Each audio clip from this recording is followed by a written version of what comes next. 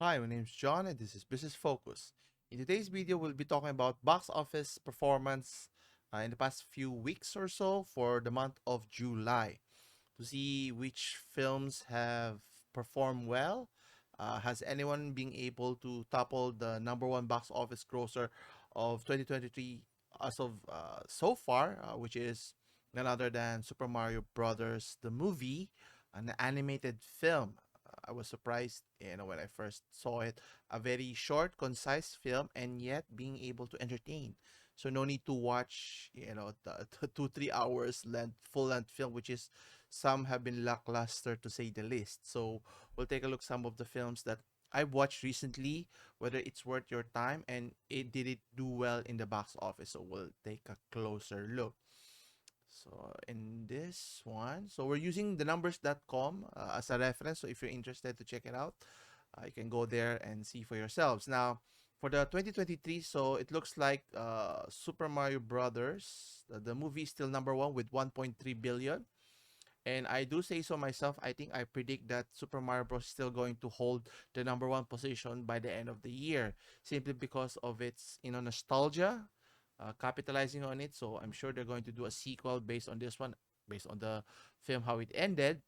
I think no one's going to be able to take over the reins. And surprisingly enough, at number two, you have Guardians of the Galaxy Volume 3 did pretty well compared to the other MCU films of late. Will it reach the 1 billion mark? Maybe, maybe not, but people are getting tired in terms of the superhero genre here. As you can see, if you look at of its counterpart DC films, it's which is lackluster. We'll discuss in a bit. And then you have number three, the Fast X, which is pretty surprising. The it becomes more becoming more outrageous as each film continues its saga here.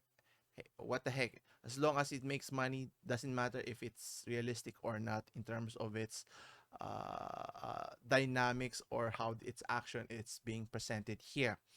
But one of the recent films that I was able to watch recently is the much anticipated The Flash film, which sadly disappointed a lot. Now, I mean, I had high expectation because of if it can come close to how the animated was portrayed and they were able to capitalize or capture the essence of the Flash Paradox animated film, I think they would have done a better job and trying to sell Michael Keaton as a main supporting character in the film would be interesting to say the least.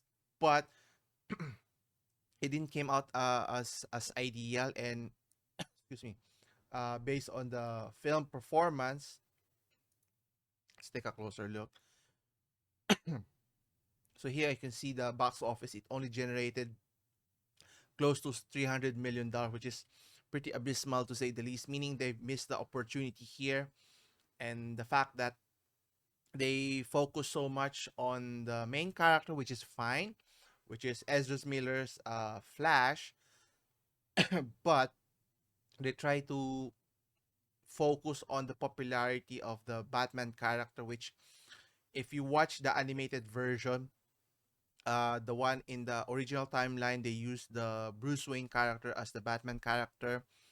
Spoilers, in the animated, when Flash went back, it's not the Batman Bruce Wayne version that he met.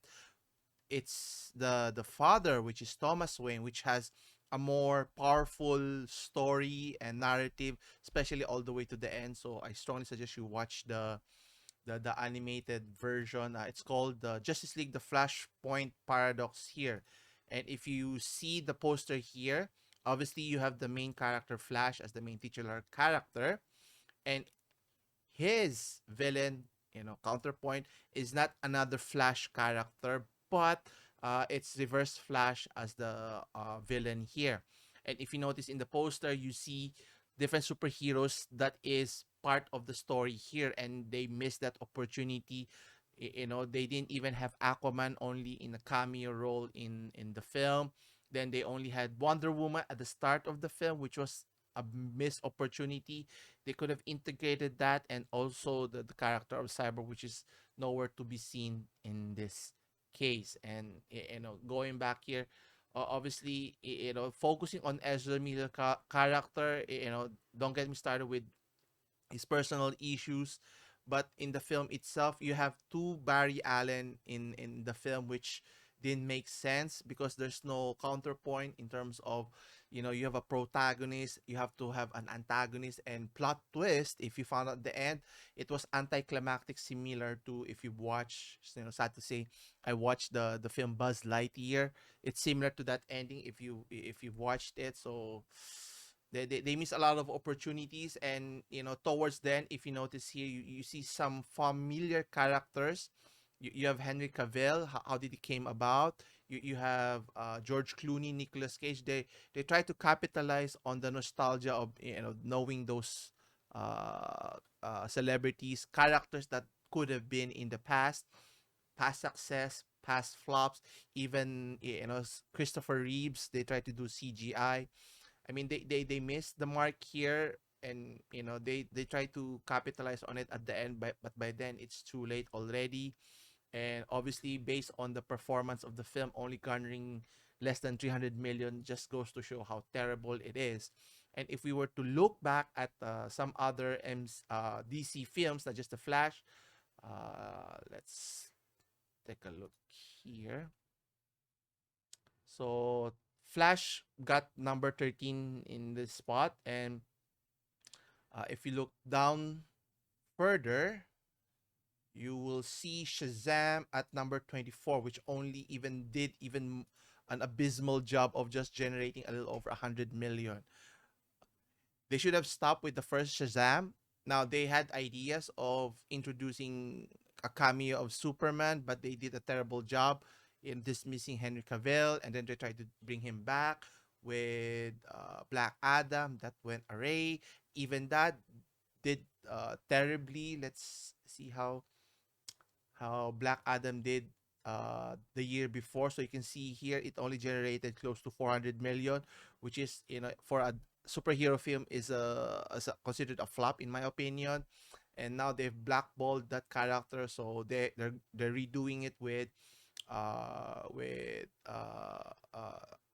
James Gunn helming the DC universe now. But you know, will he do a remarkable job? Obviously, he was the one who directed Guardians of the Galaxy, but that's just one film, not just one film, but one franchise, one superhero world.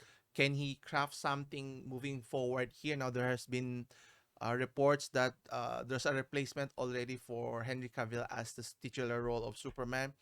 Now, obviously, you give him the benefit of the doubt. It all boils down to the story. How they're going to tie up with the rest of the movies moving forward. Is it going to work out?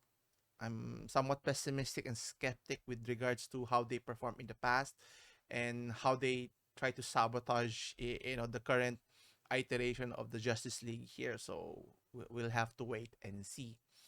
That's for the superhero genre for you. Now next, the another very popular franchise that they keep on trying to milk, sometimes decades late, which is the Indiana Jones franchise. Now, I've watched it recently, I think last week with my kids. It was interesting. Obviously, you like to go watch the nostalgia because, being a big fan of the first trilogy, and the only trilogy I like to consider, Temple of Doom, Raiders of the Lost Ark, and what was the last one? I forgot the last one. Anyway, the one with Sean Connery there, and obviously that made the Harrison Ford synonymous with Indiana Jones, but with the Kingdom of Strauss, which terribly missed the mark, and now they're trying to recapture with the Dial of Destiny. Did he do well? So let's take a closer look here with its performance.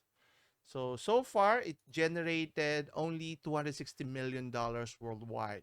100, a little over 100 for both domestic and international box office. So let's see the domestic performance, see if it's going to improve anytime soon. So for the first week, June 30th, July 1st, and 2nd, You can see it generated a total of $60 million. Sad to say, the following week, on July 7th, it already dipped, losing 67% from 23 million to just 7 million. Another 40% on its second day weekend, from 18 to just 11, and the third day, which is 53% down, from 18 million to just 8 million. So is it going to do any better moving forward? I don't think so. So what was the problem here? Now, it's a very popular character here, and if we were to look closely, the only character that you may be familiar is obviously Indiana Jones. And other than that, they try to introduce so many new characters here to obviously to make sense. Obviously, you have to bring in some familiar characters, not just Indiana Jones, so that people can still understand the necessity for the story to progress, to move forward. Some of the characters, the familiar characters that they introduced was only there temporarily. And as the story goes, I thought they would have brought in the sidekick of Indiana Jones from the past, bringing it to the future, but that's not the case here. And personally, when the film started, the narrative of the story, or the character of Helena Shaw, played by Phoebe Bridge, was kind of annoying. And you couldn't understand the reasoning, that the way she did and how she treats Indiana Jones right off the bat. So you didn't feel for her, and they try to make you feel that you should feel sorry for her, and she is somewhat the better version of Indiana Jones in this case. But you know sad to say, they may have missed the mark, because if you can see here in the first row here, many of the characters that they try to introduce are all new characters, which no one could care for in terms of its popularity, outside of Harrison Ford in this case. And obviously the story is so integral. Why would Harrison come back come out of retirement and pursue this, just because to help his goddaughter for some reason? And that's where the story started, and started the whole plot here. And the main protagonist here, which is played by Matt Mickelson, uh, doesn't have a strong compelling case as to why he was doing the way he was doing. And the way it ended was somewhat anticlimactic again. And obviously that's my humble opinion, and but based on the performance of the film so far, which only generated close to 300 million. Is it going to get close to half a billion dollars, or even close to $1 billion? I think it's a lesson learned that the ship has sailed. The opportunity to capitalize on the Indiana franchise was years back in the 90s or early 2000, when India or Harrison Ford was still a few decades younger. They could have crafted several story arcs if they wanted to milk this franchise. And what was interesting, obviously, how popular the main character was. Disney, that the theme park Disneyland was created a team for that particular movie franchise, which is Indiana Jones the ride, which I was lucky enough being able to ride it. But sad to say, it's in a sorry state, because some of the effects is not as uh, it's not working anymore. They need to revamp it, or update it, or get it fixed. Obviously, it's going to be shut down for quite some time if they were to do that, but that's another discussion. But the question is, should they move on, or maybe they should do a reboot, recast Indiana Jones, and start from scratch, and start a different narrative if they want to do it, and not use Harrison Ford. And it just tarnishes the image of Harrison Ford. When they finished the last the last film of Indiana Jones, which was it? The Kingdom, the Last Crusade. That was the last film. When they finished with the last one, the Last Crusade, I think that was the fitting ending for Indiana Jones, when he and his dad went off to the sunset. Literally went off to the sunset. I think that was a perfect ending for his main character. Bringing him back for the Kingdom of Skulls was pointless. And even now, for the Dial of Destiny, of how how the Dial of Destiny, if you found out what it meant at the end, would be very disappointing to say the least here. I was hoping that it would do well, but you know, they try to do too much and too little, too late, to say the least. Now, one of the films that I'm going to discuss, which is, I just recently watched today as of this recording. It's still being released, so it hasn't reached 1 week or the first weekend in the United States. So it's still churning first few days of showing. But based on my personal experience and how my kids reacted with the action scenes, I think it's going to do well. It's going to be much better than the previous, films that I've discussed early on. I'm saying I have a big bias of Tom Cruise, but based on his track record in the past few Mission Impossible films, which is, you know providing good action and entertainment fun for young adults and kids alike here. And let's try to look at how is Mission Impossible Dead Reckoning performing so far. So with its recent launch, it only generated 63 million as of today. So it's been released for a few days in the United States. So we're still waiting for the first weekend. But the problem is there's high competition with the next few films, Barbie and Oppenheimer, being released after Mission Impossible. So will it affect its overall performance? Only time can tell, but let's see its performance so far. So as you can see here, not much has been done so far with in terms of domestic and international box office. Let's see how many days has it been showcased. So as you can see here, it's literally being showed for the past 2 days only, past 3 days or so. So you can see 7 million on the first day, 50 million and 8 million. So the litmus test will be is when the weekend rolls along, will they be able to capitalize and surge? Now, there's some expectation that its performance going to be hampered because of the other releases as mentioned earlier of the other two films. But I think it's going to do well overall because if it's an entertainment that you're looking for.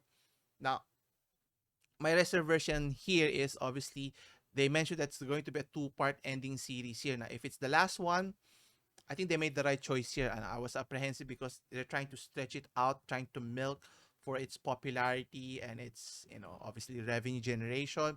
But in terms of how they crafted the story, there are some plot holes here, but overall, the way they paced it, the storytelling, the action, the continuation of the storytelling, the drama, the plot twist, all of it, ducktails together, which makes it for an entertaining, 2-3 hours or so of your experience here. And if you see the main cast here, so you have the main protagonist, obviously, with Tom Cruise playing the titular role of Ethan Hunt. Obviously, you have your familiar characters. You have Rebecca Ferguson reprising her role as Ilsa Faust. You also have Simon Pegg playing Benji Steele, and you have Ving Rhames playing the character of Luther here.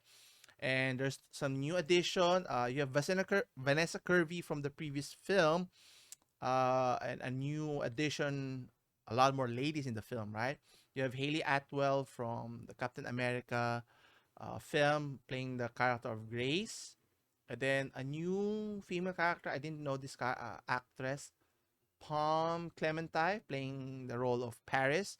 So the way they crafted it, it's there's always a MacGuffin, the world-ending scenario that if the IMF doesn't try to stop this or Ethan Hunt's crew doesn't try to stop it, it's going to end the world here. They can only do so much with these types of scenario here. But based on of past historical performance, I think it's still going to do well.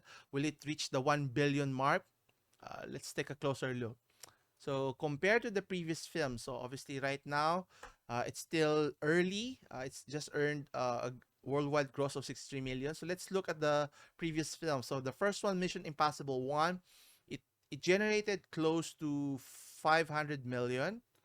Then same goes for Mission Impossible 2. And then for 3, you can see here it did much worse, generating less than 500, just close to 400 million. but they were able to rebound once Ghost Protocol came in, so they were able to score close to 700 million. Then my favorite out of the all the Mission Impossible is Rogue Nation, which earned close to 700 million, and the last one, the most recent one, is Fallout, which did even much better, grossing close to 800 million. Now, will this affect the performance of Dead Reckoning Part 1? I don't think it's going to hamper each match. I think at the very least it's going to do earn as little as 500 million. Now it's up to them, you know, how fans are going to watch it or rewatch it moving forward.